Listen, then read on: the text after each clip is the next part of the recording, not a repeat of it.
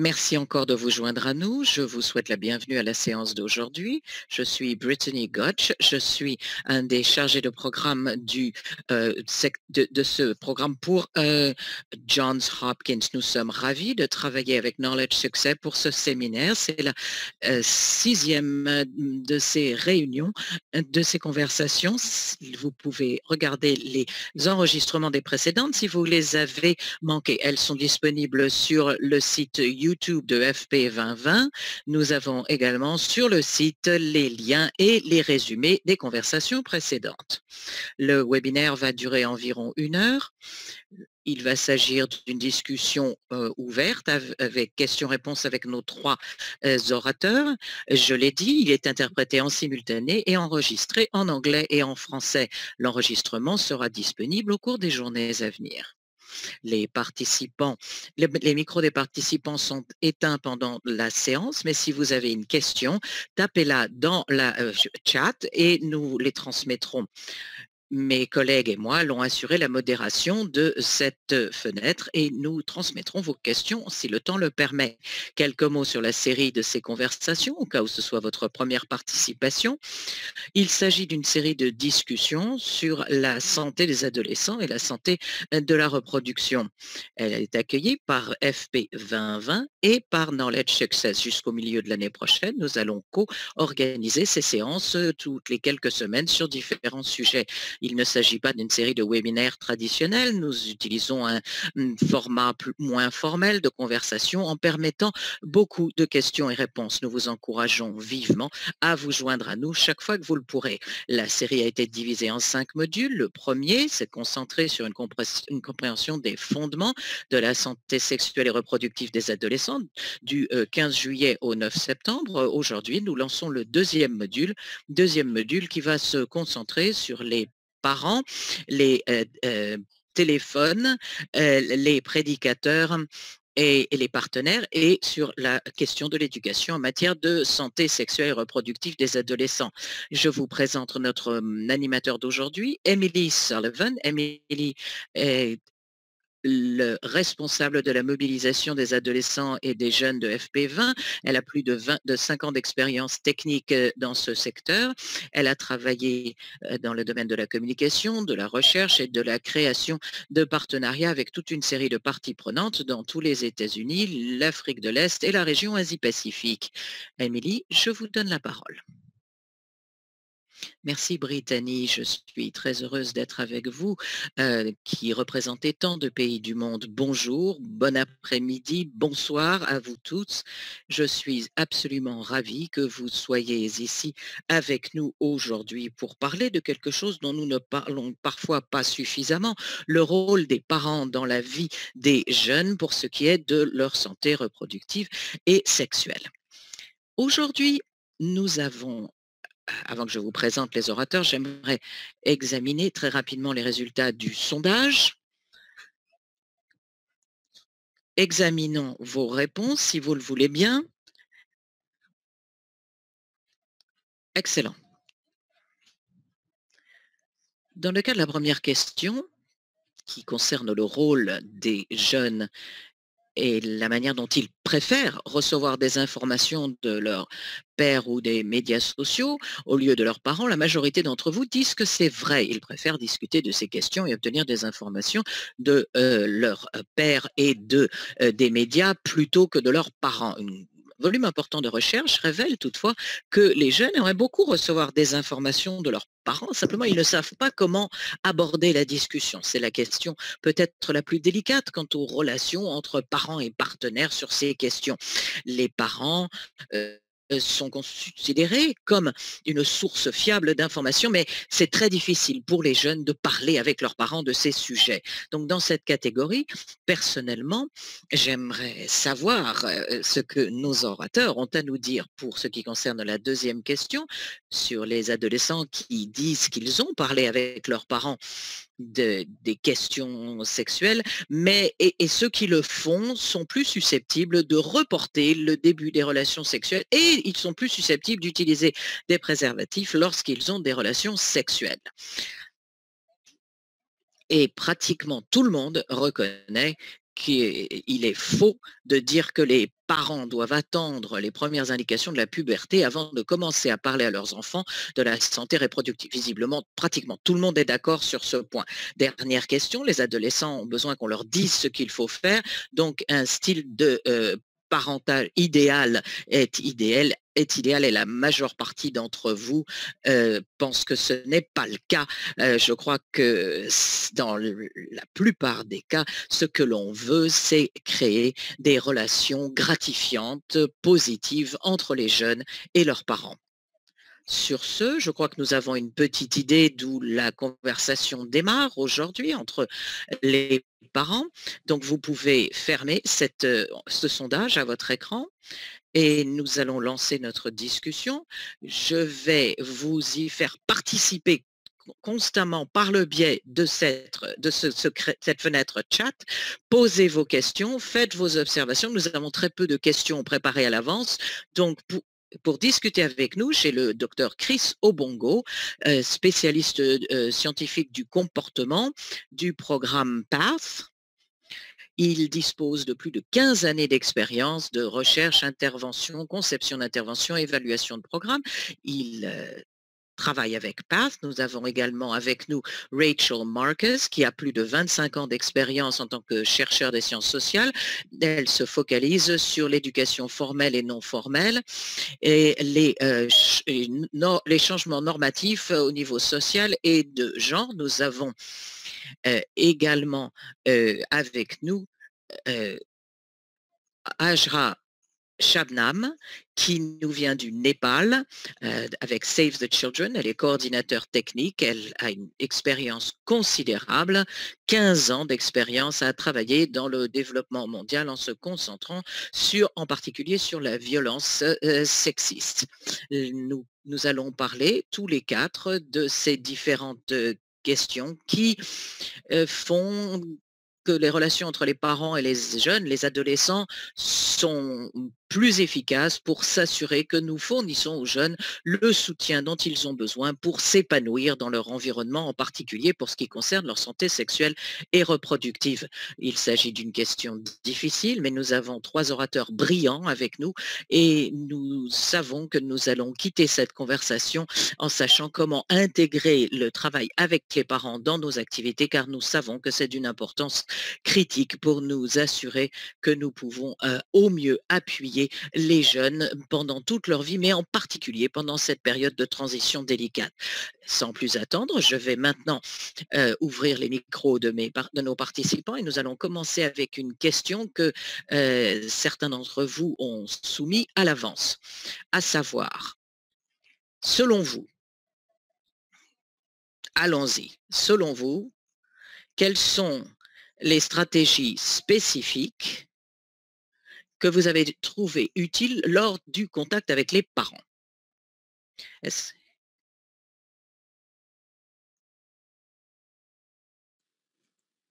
Je vais demander au docteur Chris, vous avez l'air d'allumer votre microphone. Merci beaucoup. Merci. C'est un honneur d'être ici, de participer à cette discussion. J'attends avec intérêt ce que les autres conférenciers vont dire et je pense que nous aurons une discussion très intéressante. Tout d'abord, dans mon travail, je travaille plutôt avec les parents qui ont les enfants adolescents. J'ai travaillé dans 10 pays et pendant cette période de travail, nous avons appris ce qui marche et ce qui ne marche pas. Je vais parler de quelques exemples. Tout d'abord, il faut commencer tôt. Vous avez parlé de ça pendant le sondage. Quand nous fournissons les informations par rapport à la santé sexuelle et reproductive, les parents ont plusieurs raisons pour commencer plus tôt. En premier, il est plus facile de commencer à un âge plus jeune. C'est plus facile pour les parents d'aborder la conversation à cet âge. De plus, c'est plus facile d'avoir une bonne fondation de communication et après approfondir les discussions. Alors, pour les parents des adolescents, de commencer plus tôt est une stratégie efficace pour avoir ces conversations sur la santé sexuelle et reproductive. Une autre stratégie, et je vais laisser le temps pour les autres conférenciers de parler après, est l'utilisation des interventions basées sur les données probantes. Nous travaillons avec plusieurs organisations et des individus qui faisaient du bon travail pour impliquer les parents, mais ils n'utilisaient pas beaucoup de données ni des études scientifiques. Il faut concevoir des interventions et il faut améliorer les interventions en utilisant les études et les données probantes. Pour nous, les résultats que nous cherchons, c'est d'améliorer les relations entre les parents et les enfants, d'améliorer la communication des parents et de renforcer la supervision des parents sur le comportement des enfants. Nous pensons que ce sont trois choses très spécifiques qui sont importantes pour le comportement sexuel des adolescents. C'est très bien, docteur Chris. Vous avez parlé des parents. Pour tous ceux qui sont ici, qui sont des parents, il faut commencer aujourd'hui. Si vous n'avez pas encore commencé, cela peut être difficile d'avoir ces conversations pour la première fois quand les enfants ont déjà 19 ans. Mais si vous commencez quand les enfants sont très jeunes, vous aurez moins peur de parler de ces sujets. Aussi, les programmes, il faut améliorer la communication, il faut améliorer le suivi des jeunes et du comportement des jeunes et leur fonctionnement. Et je sais qu'il y avait un troisième, je ne l'ai pas entendu, le suivi et la communication et améliorer les relations entre les parents et les enfants. J'espère que nous pouvons approfondir ces discussions pour mieux comprendre ce que cela veut dire. Mais je pense que c'est très bien pour nous lancer aujourd'hui. Rachel, vous voulez ajouter quelque chose pour parler des stratégies spécifiques que vous avez trouvées efficaces? Allez-y. Merci. Merci, Émilie. Merci aux conférenciers. Nous avons mis en œuvre un projet sur les promesses et les choix au Népal depuis 2014. Selon mes expériences, j'ai travaillé pour la plupart avec la communauté et nous avons beaucoup d'interactions avec les adolescents. Nous avons organisé un club pour les enfants et pour les adolescents. Mais nous avons fait impliquer les parents aussi dans ces groupes. Pour ce projet Voices, nous ciblons les pères et les mères et leur voix dans le programme.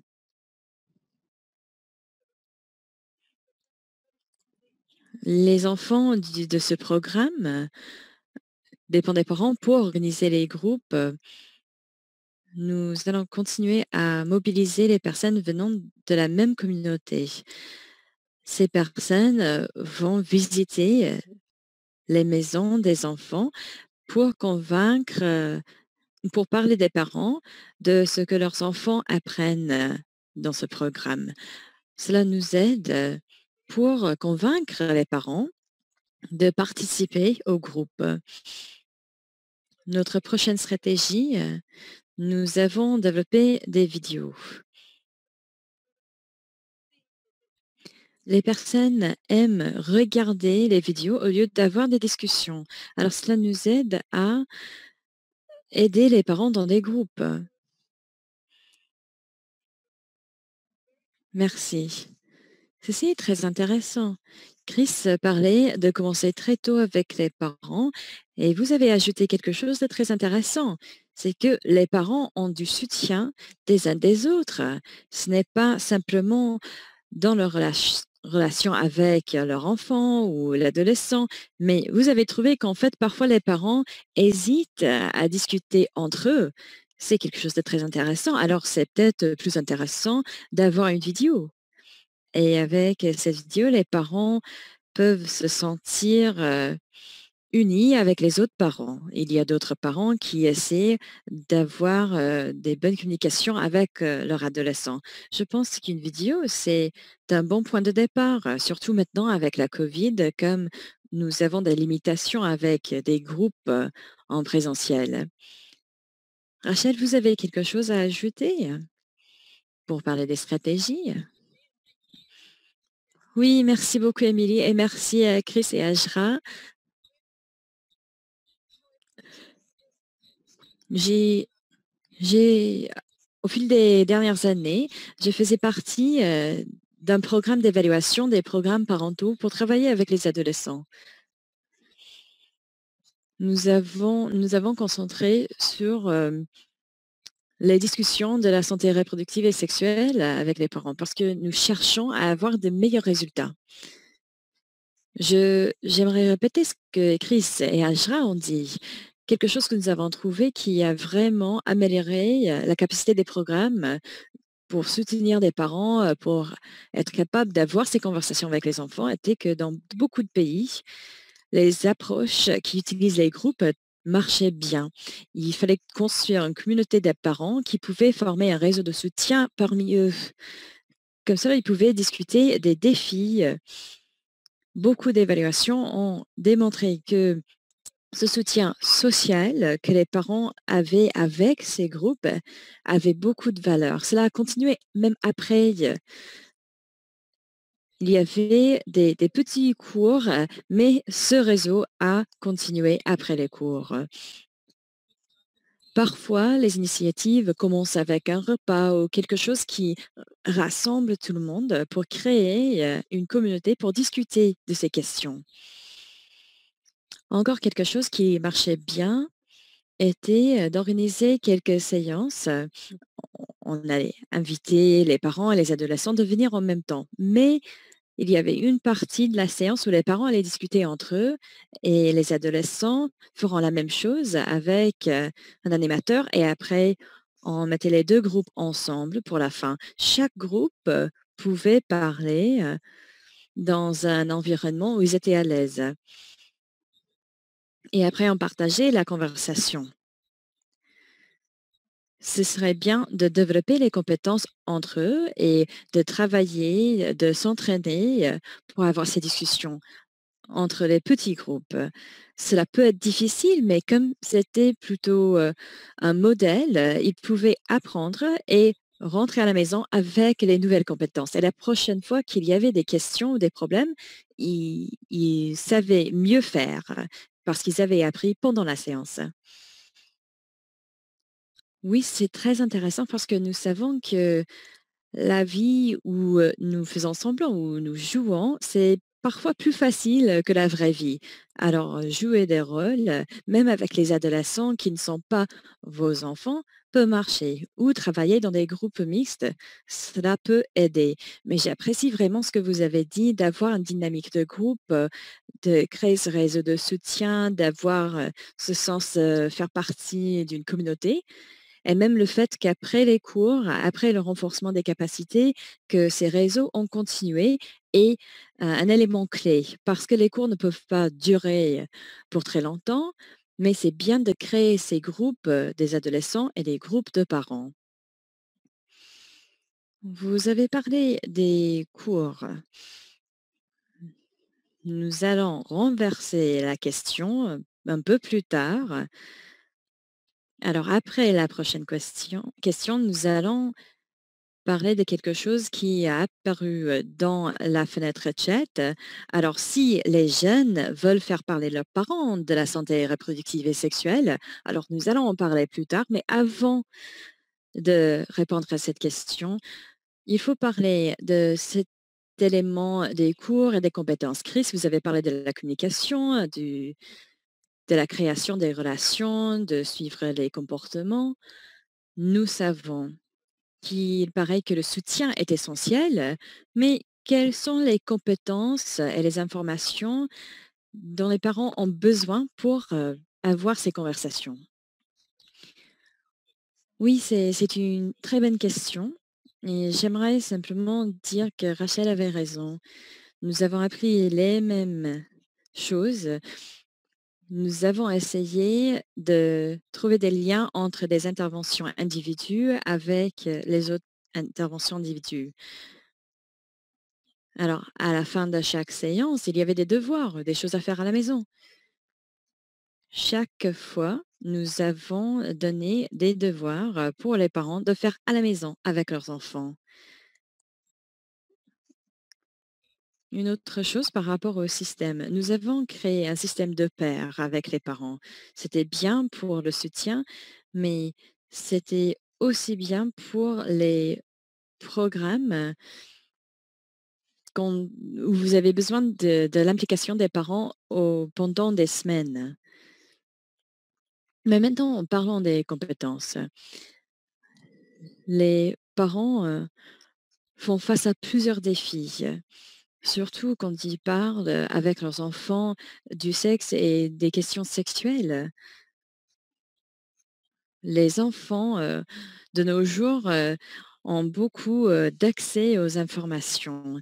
Je l'ai vu plusieurs fois et je suis toujours surpris de ce que mon fils sait sur ces questions. Alors, c'est difficile de parler de tout ça. Nous avons trouvé que un bon point de départ est de fournir les parents avec les informations fiables qui va les sensibiliser aux risques auxquels leurs enfants font face. Avec cela, les parents comprennent mieux les risques aux enfants et avec cela, ils s'intéressent plus aux discussions de ce qu'ils peuvent faire en tant que parents. Ce n'est pas simplement quelqu'un qui arrive pour dire vous devez faire ci, vous devez faire ça. C'est aussi important de donner aux parents l'occasion de s'entraîner pour ces discussions. C'est comme Rachel a dit, ils peuvent travailler ensemble, ils ont de plus en plus de confiance, ils sont plus à l'aise pour avoir ces discussions avec leurs enfants. Quelque chose qui est très important pour le renforcement des capacités est d'utiliser des récompenses. Il faut reconnaître qu'il faut du temps pour créer cette relation avec les enfants, pour améliorer les communications, que vous allez faire face aux grands défis et il faut simplement continuer, il faut continuer à essayer. C'est très bien. Et peut-être ils se disent, mais je suis qui pour présenter ces informations? Je ne suis pas sûr de moi en fait. Cela peut faire peur. Les parents peuvent se dire, je n'ai pas les bonnes informations pour donner des conseils à mon enfant. Et c'est déjà un sujet qui met beaucoup de personnes mal à l'aise. Il faut parler des risques, il faut partager les informations fiables. Tous les parents peuvent comprendre que si votre enfant est à risque, vous voulez faire quelque chose parce que vous voulez protéger votre enfant. Je pense que ce sont des leçons très importantes. Hajra, je vois que vous êtes prête. Eh bien, j'aimerais faire part de mon expérience, en effet, pour ce qui est de mon travail dans les normes de genre, qui est très importante. J'inclus toujours un élément sur les parentages, les liens de parenté positifs et nous parlons avec les parents des informations dont ils ont besoin pour aider leurs enfants. Donc, il faut écouter, il faut communiquer avec les enfants. Ça, c'est essentiel pour les parents, car c'est ce qu'il y a de plus fondamental chez les parents. Les parents ont besoin de développer leur aptitude d'écoute pour entendre ce que les enfants veulent dire. Ça, c'est la première chose. Quand on travaille avec les enfants, quand on parle avec les enfants, bien, les parents doivent être très passifs, écouter attentivement. Les parents créent un environnement pour une discussion ouverte et doivent être présents. Il faut sourire aux enfants pendant qu'ils nous parlent pour qu'ils perçoivent cet encouragement de notre part, qu'ils voient qu'on écoute leurs attentes, leurs espoirs. Il faut aussi les encourager dans les activités d'éducation. Il faut que les parents disent aux enfants qu'ils sont fiers d'eux. C'est très, très important pour que les enfants puissent sans hésiter faire part de ce qu'ils ressentent. Par ailleurs, les parents doivent féliciter les enfants de ce qu'ils réussissent à faire, de ce qu'ils font, et leur accorder une attention totale. Leur expliquer qu'ils peuvent améliorer la communauté, qu'ils peuvent apporter de belles choses à leur entourage. Les parents doivent encourager les enfants à aller à l'école, à continuer à apprendre. Et même pour les jeunes filles, au moment où les règles commencent, au Népal, les jeunes filles arrêtent d'aller à l'école dès qu'elles ont leurs règles. Donc, il faut les encourager à continuer. Oui, un renforcement positif, comme vous disiez. Par ailleurs, il faut donner aux filles beaucoup de temps, car les filles, bien souvent, vont passer leur temps chez elles. Les parents ont besoin d'être positifs tous les jours. Il faut être conscient des droits des enfants, des meilleurs intérêts des enfants et des aptitudes de vie pour appuyer les enfants pendant leur jeunesse et leur adolescence. D'après ce que Chris a mentionné, des informations plus pratiques quant aux connaissances. C'est exactement ça. Quelqu'un a dit que les parents eux-mêmes ont besoin de ces informations dans leur propre existence parce qu'ils apprennent aussi. Donc, il y a des choses qui sont importantes, c'est d'avoir des informations concrètes, réelles et aussi une écoute attentive. Nous avons tous besoin, je crois, de pratiquer nos aptitudes d'écoute, une écoute active, comme on dit. Un grand nombre d'entre nous ont peut-être grandi avec des parents qui, du moins aux États-Unis, ont dit, de la génération de mes parents, disaient toujours, les enfants, on peut les voir, mais on ne peut pas les entendre. C'est-à-dire qu'il faut lutter contre ces stéréotypes qui existent depuis trop longtemps et encourager, comme vous l'avez dit, Hajra, la communication, l'écoute, le renforcement positif, autant d'éléments. Peut-être s'agit-il d'être un parent de la manière dont vous auriez aimé que vos parents vous traitent et non pas de la manière dont vos parents vous ont traité. Rachel, avez-vous quelque chose à ajouter sur l'aspect aptitude dont ont besoin les parents pour permettre à ces relations avec leurs enfants et leurs adolescents de s'épanouir? Rachel.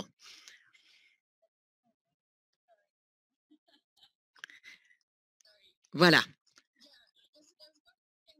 Il y a un élément sur lequel j'aimerais revenir et qui n'a pas encore été évoqué. Quelques-uns des programmes que nous avons évalués se concentraient particulièrement sur les parents qui s'occupent de jeunes qui ont des difficultés d'apprentissage, donc, et les aider avec la maturation de leur organisme, de leur corps. Dans ces programmes, les parents ne savaient pas vraiment comment aborder la question de la santé sexuelle et reproductive avec leurs enfants, étant donné leur niveau différent de compréhension. Mais en fait, ce n'est pas différent. Tout le monde passe par ces processus, tout le monde passe par là, et il faut que les enfants, les jeunes comprennent la réalité du désir sexuel et des sensations. Il faut aussi lutter contre l'idée qu'on ne doit pas donner aux personnes porteuses de handicap des droits Non, ils ont des droits. Ils ont des droits à leur organisme et aux besoins de leurs organismes. Donc, il faut voir comment les parents gèrent les questions qui sont liées aux règles, aux relations sexuelles, aux impulsions sexuelles, ce qui était très important. Et tout ceci a été fait dans le contexte de cours avec différents types de parents liés à des écoles. euh, pour un groupe, une classe donnée, un groupe d'âge donné et qui sont porteurs de handicap. Rachel, une question de suivi sur ce point, parce que je crois que ce qui est important, c'est que les enfants sont tous différents, avec des handicaps d'une nature ou d'une autre. Je suppose que vous avez vu que les parents qui ont des enfants qui vivent avec un handicap sont en fait plus protecteurs, plus prêts à protéger leurs enfants, en particulier au niveau sexuel et reproductif, qui les effraie beaucoup plus. Avez-vous vu qu'ils se parlent beaucoup plus que d'autres groupes? Qu'est-ce qui était différent dans ce travail?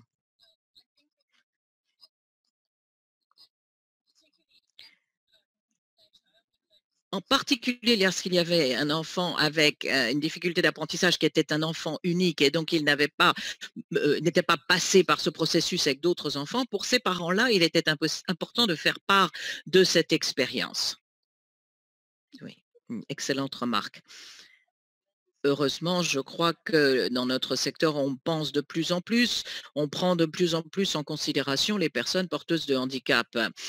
Et je vous suis reconnaissante de l'avoir mentionné. Chris, au début, vous avez parlé à la fois des parents et des soignants. Un grand nombre de personnes qui s'occupent des enfants ne sont pas forcément leurs parents biologiques. Ça peut être des oncles, des tantes, des grands-parents. Quelqu'un dans le chat a dit qu'il y avait beaucoup de dynamique entre foyers, surtout dans ces contextes de ces résidences avec différentes générations qui vivent ensemble, donc qui a une bonne relation avec quel enfant, avec quel adolescent.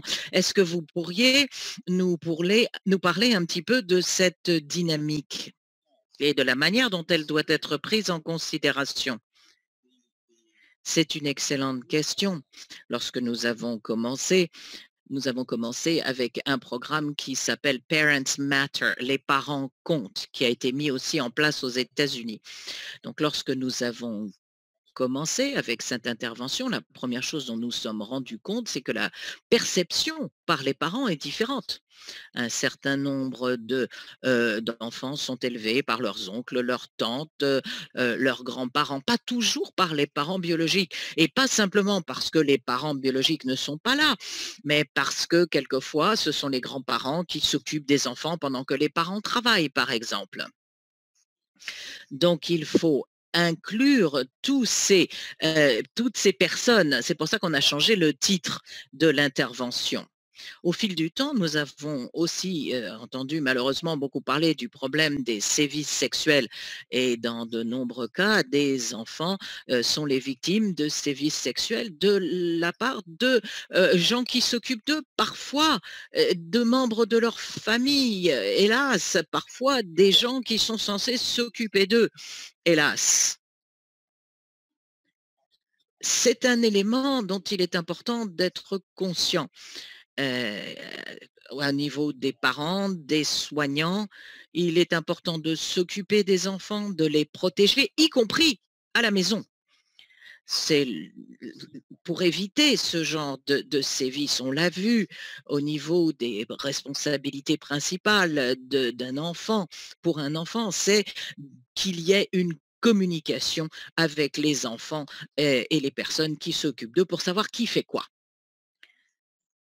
Et Chris, peut-être, ou d'autres, y a-t-il de véritables différences profondes dans l'engagement avec les parents par opposition à ceux qui sont des mentors ou qui agissent comme des parents in loco?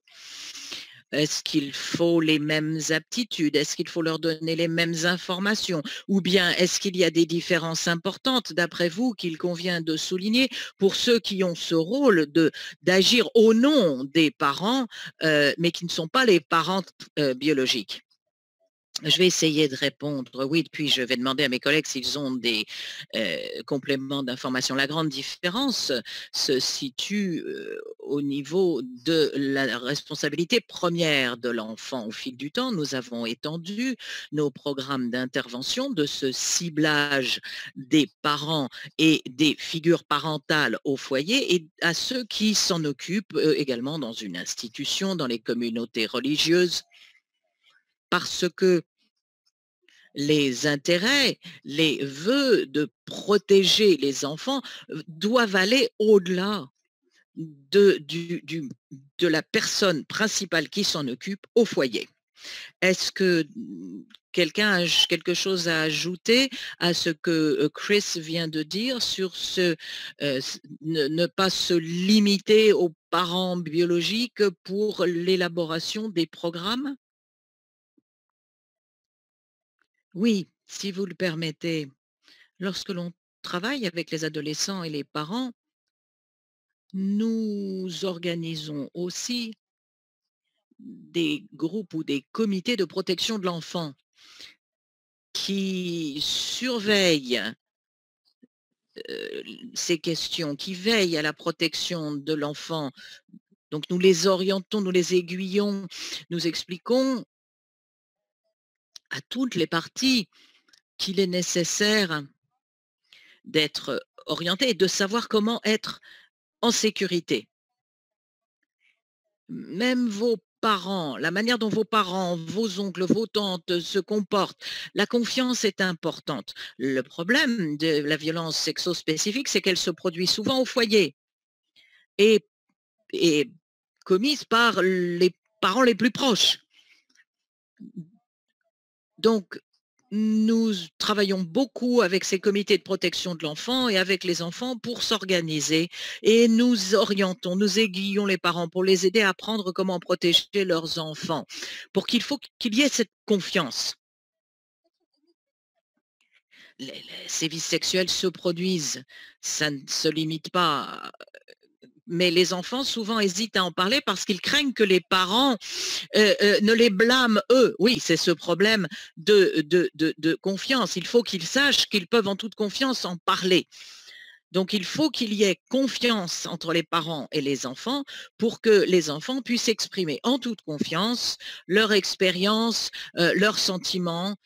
Oui, c'est une remarque très importante. Je crois qu'il y a cette fausse idée que le risque de violence sexiste, le risque de violence, de sévices sexuels vient de l'extérieur. Malheureusement, nous le savons, les statistiques le confirment, c'est généralement commis par quelqu'un qu'on connaît, qui est très près, très proche de l'enfant, de l'adolescent, qui se trouve être le perpétrateur. Donc, comme Chris l'a dit au début, il faut créer ces relations très tôt, établir ces aptitudes en particulier d'écoute. Cela est très positif. Rachel, j'ai une autre question, mais si vous voulez répondre peut-être sur ce point, allez-y. J'aimerais simplement dire que dans les programmes que nous avons évalués, nous nous sommes focalisés sur les personnes qui s'occupaient vraiment de l'enfant. Nous avons dit que vous êtes la bienvenue et nous avons vu un taux de participation fort des grandes-mères. Souvent, comme dans les programmes, nous avons dit un parent et un adolescent seulement. Quand c'était que la mère et l'adolescent qui sont venus, parfois, elle a appris des nouvelles compétences, des nouvelles valeurs, mais son mari ou son partenaire n'avait pas participé au cours, alors ne comprenait pas comment adapter ces changements. Alors, il faut avoir une discussion pour parler de travailler avec les autres personnes et de les faire participer aux initiatives eux aussi. Je pense que c'est une idée très intéressante et très importante. Toutes les personnes qui travaille sur les programmes avec les parents, il faut regarder quels sont les critères pour les participants qui sont des parents. Il faut peut-être être un peu plus souple avec qui est la personne qui s'occupe de l'enfant. Il faut peut-être avoir quelqu'un qui est plus prêt à jouer le rôle de la personne de confiance pour le jeune. Ce n'est pas seulement le père, la mère, mais il y a d'autres personnes qui jouent ce rôle de parent. Alors, si vous pouvez regarder d'autres personnes, cela peut aider le programme. Vous avez parlé des, des autres personnes, alors les tantes, les oncles, etc. Mais avec les pères, que pensez-vous sont les aspects essentiels pour votre travail avec les pairs? Dans vos réponses, si vous pouvez parler aussi de quelque chose qui a été mentionné dans la fenêtre chat. Malgré l'éducation sur les questions reproductives et sexuelles, les parents ont quelques informations, mais ils pensent que c'est surtout un sujet pour les adultes. Avez-vous l'expérience qu'il faut plus de négociations? Il faut convaincre les personnes un peu plus que c'est un sujet important. Alors, d'abord, vos travail avec les pairs et après, pouvez-vous convaincre quelqu'un que c'est un sujet important à aborder? Chris a dit au début qu'une fois que les parents comprennent les risques, ils veulent réagir. Alors peut-être il s'agit de ça. Alors, pouvez-vous parler tous de votre travail avec les pairs et aussi de comprendre comment convaincre quelqu'un que c'est une discussion importante? Je pense que peut-être je peux répondre, parce que moi aussi je suis père. C'est un grand défi. Nous avons fait l'expérience de ce défi et nous l'avons vu dans plusieurs pays, de la région. Nous avons vu que plus de 90 des mères et des pères dans nos séances. Nous avons utilisé des mobilisations ciblées, mais en général, nous voyons plus de femmes dans nos séances. En général, il y a des explications que le père est occupé,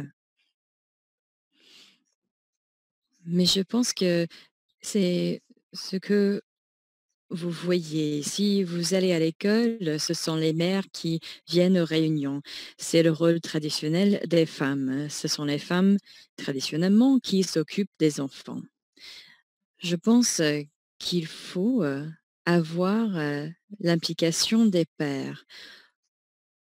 Quand vous comprenez l'apprentissage des enfants, il faut des messages consistants. Quand nous avons des mères, ce que nous essayons de faire est de parler aux mères qu'il faut convaincre leur mari. Nous essayons de les présenter avec les idées pour lancer des conversations avec les pères. Pour répondre à la deuxième question, pour les parents qui ont les informations, mais qui pensent que ce sont des discussions trop délicates, j'aimerais simplement dire qu'il faut les sensibiliser. Il faut leur expliquer pourquoi cela est important.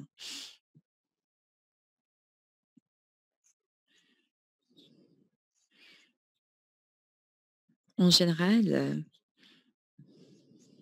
nous savons que même si les personnes savent qu'il y a des risques, les risques sont une idée générale. Il faut parler plus de détails. Il faut parler des risques auxquels leurs enfants font face. Et je pense qu'avec cela, après, les parents seront prêts à se mettre ensemble pour parler des changements qu'il faut faire. Merci. J'ai eu beaucoup de questions. Mais je pense que Chris a répondu à quelque chose qui a été mentionné dans la fenêtre chat.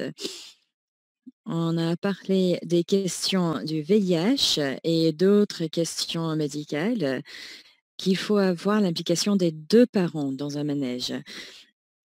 Chris a parlé du fait que les différences entre les parents sont aussi importantes. Si vous parlez seulement avec la mère, il faut être sûr qu'elle emmène les informations, les images, à la maison.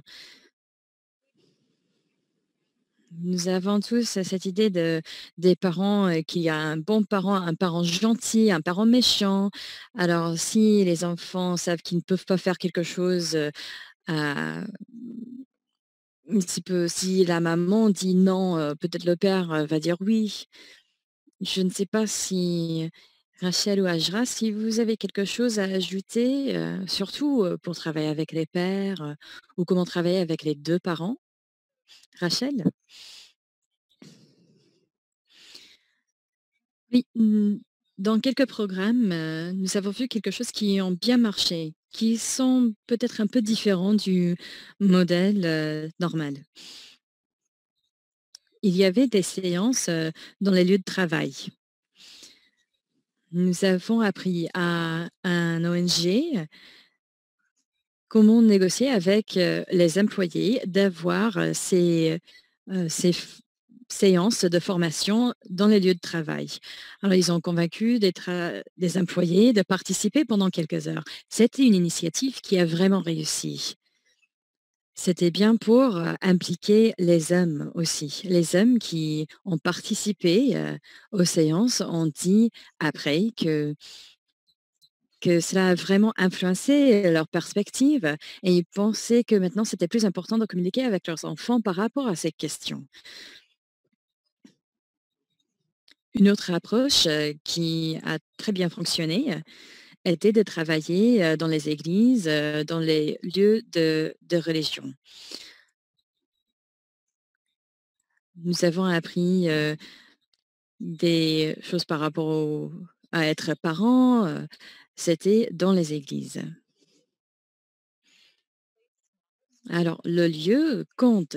Chris a dit que si tout est à l'école, souvent ce sont les mères ou les femmes qui viennent. Rachel dit que peut-être les lieux de travail, les églises, les mosquées, les temples, les lieux de religion représentent une occasion de vraiment interagir avec les hommes. Voilà où ils se trouvent. Et c'est bien d'aller au lieu où il se trouve. Alors ce sont, des très bonnes idées pour travailler avec les pairs. Ajra? Oui, j'aimerais ajouter quelque chose. Au Népal, il y a pas beaucoup d'informations, de bonnes informations par rapport à l'égalité homme-femme. Les hommes, font fi, des questions d'enfants. En 2013, Save the Children a créé un projet pour les pères. Ce programme fonctionne. Nous avons, fait des analyses, du groupe des pères. Ils s'intéressent vraiment parce qu'ils ont dit que le plus, qu'ils connaissaient des groupes d'enfants, des groupes de mères. Ils ont beaucoup entendu parler de ces groupes, mais ils ne connaissaient pas le groupe des pères. Mais maintenant qu'il y a ce groupe, maintenant qu'il y a ce programme pour les pères, ils s'intéressent vraiment. Nous avons, établi cette initiative pour travailler avec les pères, pour créer un groupe, seulement pour les pères. Cela a été très important pour, les orienter par rapport aux normes du genre et au changement des normes du genre. Cela marche. C'est une société, patriarcale. Si nous pouvons convaincre le père de changer les normes du genre, cela va fonctionner. Alors, à mon avis, c'est important d'organiser les groupes des enfants et des mères, mais aussi d'organiser un groupe pour les pères. Oui, c'est une observation très intéressante. Je sais qu'avec les groupes avec lesquels j'ai travaillé, moi, j'ai accepté, toute sa charge parce que je participe à 5 groupes. Il y a 5 groupes que les ONG ont établis pour les femmes et pour les mères. Mais maintenant, il faut que je participe, au groupe, de financement, au groupe des agriculteurs, aux plusieurs groupes et ce sont des groupes, sans âme. Alors je pense que Vous avez raison, je pense que ce serait intéressant et les personnes devraient continuer la conversation pour créer des groupes, des pairs. Nous n'avons que quelques minutes qui nous restent. La conversation a été très intéressante. Je sais que je pourrais continuer à parler, toute la matinée, mais quelqu'un a posé une question intéressante, dans la colonne chat. Quelqu'un a parlé de la durabilité, de la pérennité. Je pense que quelqu'un pourrait parler de ça. Pouvons-nous voir des changements entre les générations? Savons-nous que ce qui est vraiment soutenable est d'avoir les bons parents, je mets ça entre guillemets, ça peut être difficile à définir, mais les parents qui ont la capacité d'écoute, qui ont construit des relations de confiance avec leurs enfants et les adolescents, savons-nous que c'est une approche soutenable? Y a-t-il des changements entre des générations ou est-ce que c'est trop tôt de bien voir les différences ou les changements? Que pouvons-nous par rapport à la soutenabilité dans ce travail avec les parents pour vraiment réaliser ces changements dans nos communautés partout dans le monde? Hajra? Oui, pour les questions de soutenabilité dans la communauté, il faut former des groupes de parents, mais aussi des groupes d'enfants. Il faut trouver des liens entre ces groupes. Nous essayons de tisser des liens entre les enfants et les citoyens. Nous, nous avons parlé des normes du genre et surtout pour la protection à la santé reproductive et sexuelle. Alors, ces enfants apprennent, ces enfants ont plus d'informations, mais il faut non seulement, donner ces informations aux enfants, mais il faut aussi parler aux parents de ce que leurs enfants apprennent dans le groupe, d'enfants. Alors nous essayons de fournir des informations et d'éduquer les parents dans des groupes des parents. Nous les informons, non seulement, de leurs propres informations, mais aussi les informations que nous partageons avec leurs enfants. Nous avons les discussions. D'accord. Vous allez à la maison, vous parlez avec vos parents, de cette séance et après nous avons la session avec les parents et nous allons dire: «Vous allez avoir cette conversation avec votre enfant». Alors avec cela, nous essayons de créer des échanges entre les générations. Cela rend l'autonomisation des familles, très, plus facile parce qu'on peut dire que s'il y a une famille heureuse, après l'enfant sera heureux aussi. Nous essayons d'avoir ces conversations en parallèle. Alors, vous travaillez avec eux ensemble pour encourager de bons échanges. Je ne sais pas si Chris ou Rachel, si vous avez quelque chose à ajouter pour parler de, de l'après, de la génération après la génération avec laquelle vous travaillez. Comment avoir des effets sur plusieurs générations ou est-il plutôt trop tôt pour savoir les effets? Oui, je m'intéresse vraiment à ce que Rachel a ajouté. Pour moi, je dirais qu'il faut vraiment suivre de près et documenter cette question. C'est une question de conception, mais aussi de résultat. Ce n'est pas seulement parler avec les parents qui participent aux interventions, mais un résultat essentiel est le changement des normes sociales. Alors, j'espère que quand nous changeons, ces normes, nous espérons que cela va durer, que cela va devenir, le standard, pour être parent. Je crois que vous avez vraiment mis l'accent sur une lacune dans les connaissances. Notre évaluation a révélé qu'il n'y avait aucune évaluation vraiment qui avait pris le temps de voir jusqu'à quel point les gens avaient pu aller en termes de niveau d'éducation ou de transmission à l'éducation, à la génération suivante. Certains de ces programmes ne sont pas de longue haleine. D'autres, oui. Et dans ces cas-là, il est possible de voir s'ils commencent à avoir un impact sur la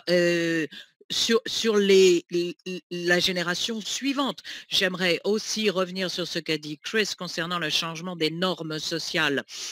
Euh, pour en vérifier la pérennité, une note positive sur ce point. Ce n'est pas vraiment la preuve qu'un programme change les normes, mais c'est la preuve qu'un programme lui-même se développe. Un parent en Afrique du Sud, après que les gens aient participé au programme, certains parents ont commencé eux-mêmes à organiser de nouvelles initiatives de suivi au niveau de la communauté. Les avantages de ces programmes se sont donc étendus à un groupe beaucoup plus vaste, ce qui est une nouvelle approche pour la pérennisation des interventions dans le temps et d'une génération à l'autre. Donc il s'est agi d'une extension organique, non pas parce qu'il y ait des cours de formation des formateurs et autres, mais parce que les parents eux-mêmes ont pris le relais pour étendre ces efforts. Je suis absolument ravie que nous ayons pu avoir cette discussion aujourd'hui, cette conversation. Rachel, Chris, Hajra, merci, merci infiniment d'avoir participé avec nous tous, vos recommandations, vos suggestions et votre expérience. Si quelqu'un n'a pas toute la mémoire de tout ce qui a été dit, ne vous inquiétez pas, nous allons vous envoyer un blog qui contiendra les principaux liens, les informations, les liens aux différentes données, études dont il a été fait mention aujourd'hui, les différents projets évoqués par nos orateurs ou sur lesquels ils ont travaillé. Avant que Brittany ne se rejoigne à nous pour clore la conversation, je vous rappelle que pour nous tous qui travaillons avec des jeunes sur la santé reproductive en particulier, je nous encourage tous ceux d'entre nous qui ont un adolescent dans leur vie ou même un enfant comme le docteur Chris qui est un petit garçon de 2 ans, ne vous contentez pas de prôner ce que vous prônez dans votre vie professionnelle. Faites-le dans votre vie personnelle. Il faut donner l'exemple à tous les niveaux. Chaque fois que vous voyez vos jeunes cousins, neveux, nièces, adolescents, faites de votre mieux pour que ces conversations aient lieu. J'ai rencontré trop de gens qui sont des défenseurs ardents dans leur travail, mais lorsqu'ils rentrent chez eux, ce n'est pas aussi facile et ils n'osent pas soulever les sujets. Donc, je vous encourage à ce que nous nous lancions chacun le défi de transférer chez nous ce que nous faisons professionnellement. Voilà ce que je voulais ajouter. Merci à tous de vous être rejoints à nous. Avant que vous ne partiez, Brittany va nous dire ce qui va se passer ensuite. Brittany.